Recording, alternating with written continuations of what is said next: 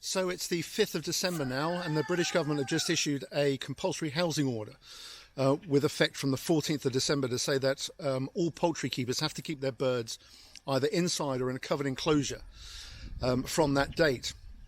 So I'm sure that there's a lot of people like myself that are now going to spend some time making sure that our coops and runs comply with that. I've done a lot of work already.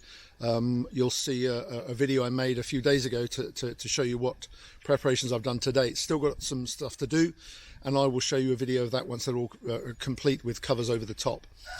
But one of the issues this has raised is that there are people out there that are going to be doing their best to improvise runs and to buy cages in their gardens and in their fields to ensure that, that their birds are covered. And this raises the issue of fox attacks. In my experience, if a fox attacks a free range flock, it will kill probably one. The others will be able to escape, they'll be able to fly up into trees, they'll be able to fly away, and the fox, as I said, in general, in my experience, will just take the one bird. It may take it away, but it probably won't go for the rest. If, however, a fox was to get into a coop, he will kill everything. Everything will be slaughtered and nothing will be left. So it's important that when you are designing these runs and these coops, excuse me, that we're now in the process of making to comply with this new law. It's important that you do take fox proofing into account, and what I'm intending to do in this video is just to show you some of the potential solutions and discuss the pros and the cons of each one, so that hopefully then you won't have a problem with fox taking your birds. So let's look at the enclosure or the cage itself. Again, this is going to have a cover over the top in the next day or so to comply with the rules.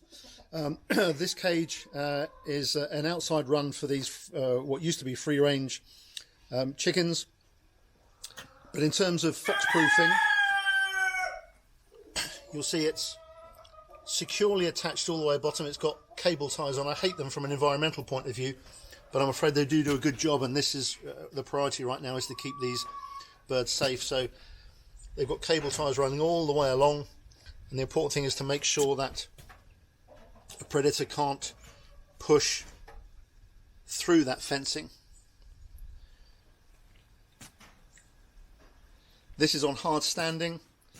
If some of you have your runs on concrete, then the only thing you really have to worry about is the fact that that they'll push in through this wire. So the enclosure and all the wire is securely attached,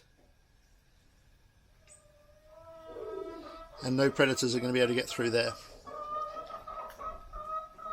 If this were on grass, however, there are some other issues you need to think about, and that is predators burrowing underneath this bar at the bottom, and we'll go and look at a couple of solutions for that now.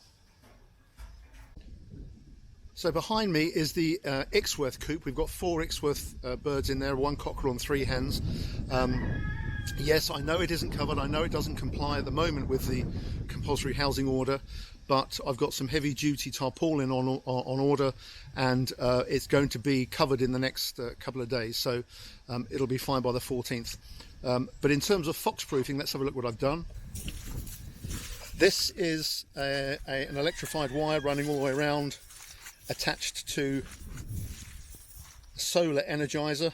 I recommend the solar ones. It means you don't have to charge 12 volt batteries all the time. And as you can see, this wire is running all the way around the bottom.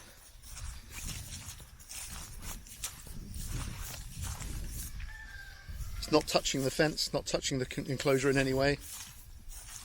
And hopefully, let's just see what this is like. I've got a voltage indicator here.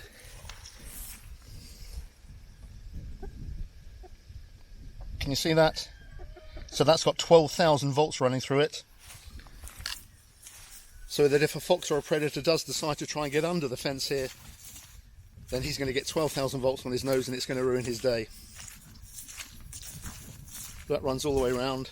There's the Ixworths. It's a bit muddy. I've just moved them this morning. Look at that. It's a mud bath here.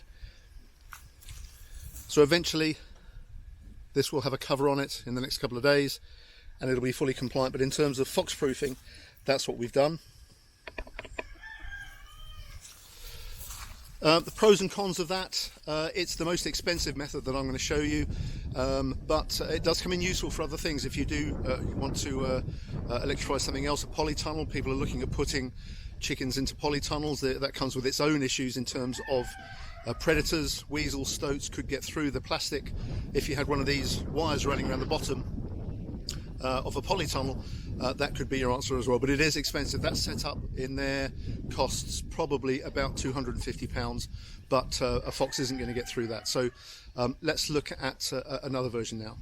I forgot to mention, by the way, the other drawback for this system, of course, is if you do have dogs or cats in your garden, you might not want to adopt this system, because if a dog were to get his nose on that, it's going to have the same effect as it has on the fox. So expense, and it isn't particularly friendly to pets.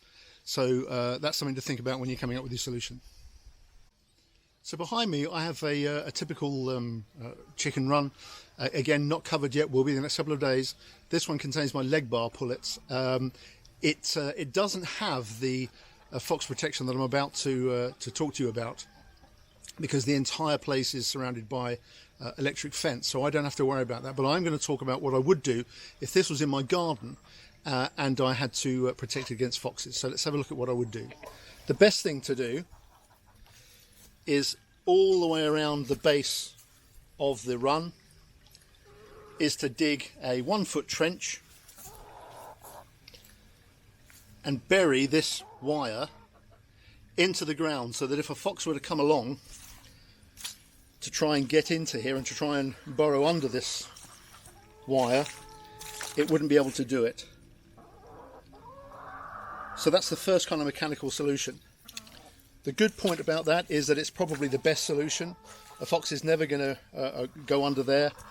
It's never going to be able to burrow 1 foot down. But the downside of this is that it's pretty permanent, and hopefully this housing order won't be around for long. Last time it was around for 11 weeks. And if you have worked hard to comply with this law and put an enclosure or a cage in your garden, the last thing you really want to do is to dig a 1-foot trench all the way around your fence. So what else can we do? Well, your best bet and your cheapest bet, and actually still very effective, and one which I would probably recommend, is a predator apron, and I'll show you one of those now. So here's an example of a predator apron. As I said, this coop doesn't have any mechanical fox protection, because that fence there is electrified and goes all the way around the entire area. But I'm just using this as an example to show you what to do if you've got one in your garden. So this is an example of a predator apron. It's some wire mesh, at least 400 millimeters wide, and it runs all the way along. This is just I've done a small bit of this just for an example. This would run all the way around the outside of the run, and I've pinned it. You can see they're actually like tent pegs there. Pinned it at each corner and in the middle, and it goes right up to the bottom of the cage.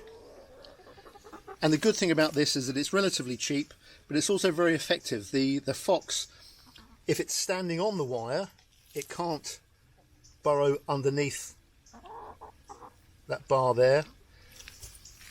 And if it wanted to burrow underneath it, unless it was Steve McQueen, it would have a hell of a job to do.